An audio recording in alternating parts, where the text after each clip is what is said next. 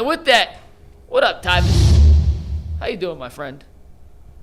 What's going on, everybody? Look, I just wanted to come on here and say Knicks, chicks, bricks, Cavs, and 6. Listen, that could get real twisted right there. Like there's a couple of things that could have got slipped in there. You know how when you all think we rappers, he'd be like, dang. I actually said that, man. I'll hear all this panicking about the Knicks and the 3-point shooting and all of that. Cavs and 6. Evan Mobley has become the best player on the Cleveland Cavaliers. That's what this team needs to get there. We need to see. I believe McNuggets was the one that said that. Evan Mobley himself said that in a couple of years it's going to be Wemby and Evan as the 2 best players. Well, Wemby's already there, and Evan is slowly going that way. So we need to see that finals, Wemby versus Evan Mobley, the 2 best defensive players in the NBA, right? Hey, listen, man, it's in honor of your memory. I'm going to hit Director Steve and say, listen, let me get that slow. Let me get that camera right here. We ain't done this in a while. Let me get that camera right.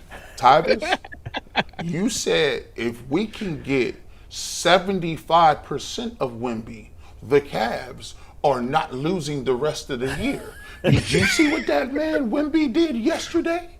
41 and 24. Did you see him pull up from half court like Steph Curry did 10 years ago? Man, I was like, with the game on the line. I said, you've just debunked your own Evan Mobley take by your rebuttal. He somehow went from an Evan Mobley hater to loving him even more than Mike and I.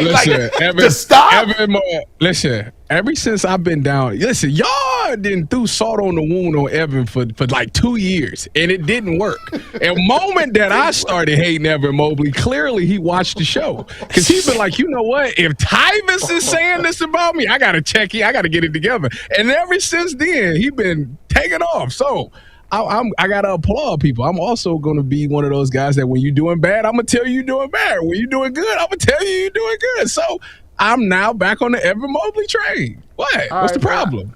I like it. Listen, I backtracked on about 5 of them. I had to apologize. I had to send Dear John letters. I had to apologize and send a Christmas card to Max Strus. We still waiting on 4,500 from you. Hey, listen, 4,500. If he get 4,500, I'm gonna have to send the card with me, Rosie, and golden retrievers. I don't got. Happy holidays, Deshaun, from our family to yours. If he hit that 4,500, boy, it's gonna be a problem. Speaking of that 4,500, we weren't even supposed to talk about the quarterbacks, right? We supposed to ask you what we getting into, like who you looking forward to the most, Tyvus, in watching this team in OTAs, and who you interested in hearing about their growth, development, and seeing what's going on with some of these other dudes. Yeah, I think obviously for me it goes to the secondary, and there's a couple of spots, both safety positions. Ronnie Hickman and Grant Delpit being on there last year, it's a big pressure year for them. Why? Because they went out and drafted a guy that they can replace you. You're gonna every day look at the guy who is potentially can take my spot, whether that's Delpit or whether that's Ronnie Hickman. He can play both. I think that he's more of a box safety, so that's more of a Grant Delpit, and on top of that, Grant Delpit might cost a little bit more than it will be to retain Ronnie Hickman. So if I'm Grant Delpit, I have to go out there and make sure that I'm balling and making sure that I can earn myself some money. If not with the Browns, with somebody else. So this is a big offseason for Grant Delpit. I mean, he's had moments where he's looked really good, but for some odd reason, he's never put it together for 17 games. That's his problem. That's what's holding him back. The other spot that I'm looking at is obviously that nickel position. Again, they drafted E-Man, a guy who I say can play that big nickel spot. But that is also a competition there. See, the thing about the nickel position that a lot of people don't talk about, it's never some guy that they drafted in the first 2 rounds. No. It's usually some guy that they got out of the 5th to late or undrafted route, right? Because that's the short, shifty guy. Well, they went and got a couple of guys that undrafted that's going to challenge Myles Harden for that position. Again, Myles Harden has some up and down moments, a lot of down moments, a lot of I don't know what's going on, a lot of me losing leverage on my coverage, not knowing where the help is, a lot of that going on. Hopefully he's learned the playbook, he understands where the help is coming from to allow him to play better. But that spot is up for grab. And then the last spot, it doesn't sound like it's going to be important, but when you're messing with the Cleveland Browns, it's very important. Who is the third cornerback? Because we know Denzel Ward has a history of missing games, and that guy that's going to slide in for him is going to play some meaningful minutes. They better make sure that that guy is a guy that they can trust to go out there and win maybe 1 or 2 games this season, because we know Denzel or maybe Tyson Campbell might have an injury over the course of this season, and that's going to be a meaningful position. Tyvus, you've been in these as a player. When you come to OTAs and you're a rookie, you think you've arrived, but everything's new. So what's kind of the balance for all these guys, Fano and Concepcion, all the way down the list, as they go through this? And I think most of them, except Fano and Concepcion, will have to wait their turn. But what's the mentality rookies have to take through this spring football stuff? Well, obviously I wasn't a first-round pick, but when you're a first-round pick, you come in with this chip on your shoulder. Now, first of all, you got a big target, because the way the NFL locker room works like this, we all are watching the draft. So when we see who's getting drafted, you automatically, let me see why they took this guy. Let me see if you is who they say you are. So you're going to get tried very early in those practices, and if you don't perform, we going to talk about it in the room. Like, oh, who is this dude? Or this the guy that's supposed to come save us and all that, blah, blah, blah. So Spencer and KC is going to have a big target on their back for sure. They're going to get everybody's best every single day, because if you make a play against them, it shows, hey, they don't even belong on this league. How y'all giving them the ticket? And then you got guys who's been on the team that's been friends. Like, okay, whoever the starting level, let's say KT Levinson was a guy that was loved between the locker room. Well, you just took the spot from my boy, so let me go out here and embarrass you so they could look at my boy again at that spot. So you got that going on also in the locker room. Is it fair? No, but that's just how it works until you prove that you deserve to be on here. So those guys are going to get everybody's best. Now, the rest of those guys, I think they're going to have to come in. They're going to rotate with the 2s. They're going to probably start with the 3s, rotate with the 2s. And how that works is you better make sure that you know what you're doing. That right there is the first thing. And the good news is you got a new defensive coordinator. I know all the position coaches on the defensive side of the ball is the same, but you got a new play caller, a new head coach, and a new DC. So now you're trying to make sure that you need to let them know that you know what you're doing. They got to trust to be able to put you in the game. If I put you in the game, my job's on the line. I'm stamping that you're going to get the job done.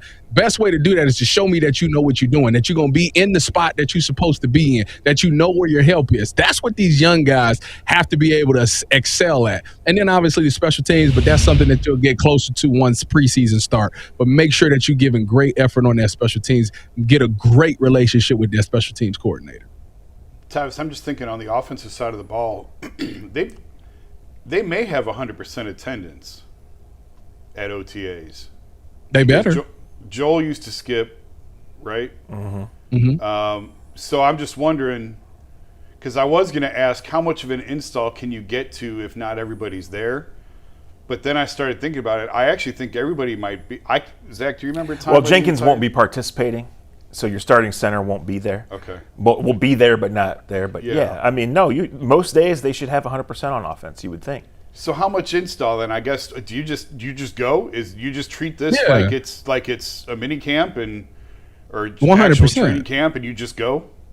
Well, 100%. I mean, you got a new coach here. So the thing is, you want to get that message and you want to see them take those reps and build that chemistry. So when you get to training camp, you just reiterate. You're not reinstalling. You're not trying to put new things in. You're trying to see what everybody's good at, be able to make those critiques. So when we get to training camp, we can hit the ground rolling. You know what I'm saying? That this isn't like this is a second or third year under a new head coach and a new system. These are two different guys, offensively and defensively, that's coming in and installing their new things. So you want to make sure that those guys hear it, understand it, make the mistakes now. So when we get to training camp in end of July, August, like we rolling, we able to make adjustments. I can put this blitz in because it's off of the basics that we did. All right, we're running a 4-3. All right, we're gonna run this blitz. We're still running a 4-3 front, but we're gonna send this blitz. We sending the wheel, or we sending the nickel, or something like that. Like you can add different pieces to what your foundation is. But right now, it's just about getting the foundation of the playbook installed so people understand the basics of what we're trying to do. That is kind of what OTAs is for.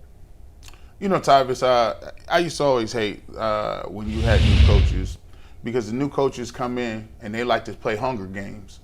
They get you together, they starve you out. They're looking around. You got all the walk-ons out there. You got all the freedom fighters out there. They out here trying hard. And it's about 100 dudes out here. And it's the more people is out there, the worse it get. because now they got to make some of them dudes quit. We can't have 900. Somebody got to quit. So now we out there in the gym at 6 o'clock and they just doing all kind of weird stuff. Like, why we running stairs? We not hoopers, bro. Like, can we go lift some weights? They get you together. Before they was at the Greenbrier. It's a new coach. I don't think he's going to be at the Greenbrier. Do you think that it's going to be like some weeding out done? Like, will there be some things where it's like, they may come to practice and they might just throw some stuff at them and put them in positions because they really want to see what these guys talking about. And when the pressure hits, we need to know what you're made of. And if I don't know you and don't got a history from you, I think it's going to be the Hunger Games out there. Yeah. I mean, if Todd Monken is the guy that everybody say he is, that just fits right up his alley. I'll tell you what, when I was with the Browns in 2017 for OTAs, while I was there for my cup of tea before they cut me right before the Indians game, I'm not bitter about it. I'm just saying. But they got you before the Tribe game. I was throwing out the first pitch and everything. They got me about it. But that's irrelevant. That's irrelevant. They got you right off the mound. Come here, dog. Let me holler at you, dog. Let me holler at you, big dog. What? It's irrelevant. That part's irrelevant to the story. But I say all that to say this. We had G-Dub, Greg Williams. And Greg Williams, before the first practice, he made us do I can't remember how many up downs it was. It was like 50 or maybe 100 up downs. What? Right before the practice. It was unbelievable because you do that and then he goes, all right, now let's go have practice. When you go watch us, if you went back and pulled the film up from us practicing, you thought you was running full speed. You was walking out there. But he did that. The reason he did that is because his mentality was that fatigue makes people soft. So I want y'all to practice not being fatigued. I'm going to get you tired, and I want you to go do your job and not think about being tired because you're going to have to still be able to perform while tired.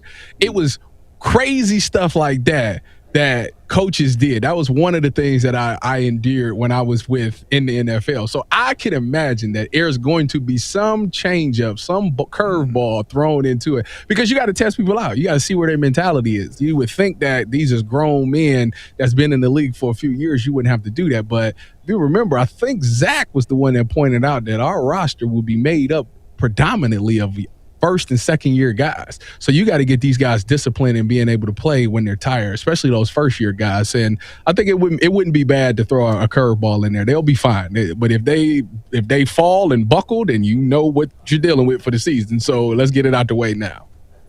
Tyvus, what happens in the Garden tonight? What happens in the Garden tonight? I think Donovan has been he's been around 26, 27 points. I think he gets 30 points because for some odd reason, when he plays in the Garden, he plays above himself. So I'm looking for a 30-point game. Him and Jalen Brunson is probably going to cancel each other out because Brunson gets buckets as well. The biggest difference is the Evan Mobley piece. I think Evan Mobley stops Cat and has about an 18, 20-point game.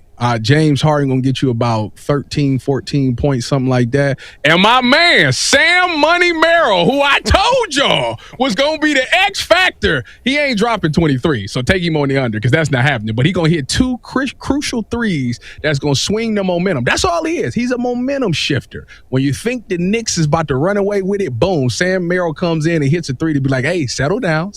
We still here. You need those guys. That's a big piece of the Cavs. Shout out to Mikey McNuggets' boy, Sam Merrill. Actually, to actually be truthful, I'm stripping McNuggets medals. That's my boy. Money Merrill is part of the historic Cavs Summer League team. I talked to Imani Bates, and Imani Bates got with Sam Merrill and gave him that talk, like, let it fly, big dog, let it fly. You know what, G? Just imagine. We out here, we struggling to hit threes, right? Just imagine if they had this 6'7", 6'8" guy that ain't scared to pull it from the yard. Imani Bates. If he was still here, man, it'd be Cavs in 4. It's unbelievable. Don't be doing this. What? Cavs in 4. This is fun times. Cavs in 4, baby. It's taken years to detox Imani from G's system.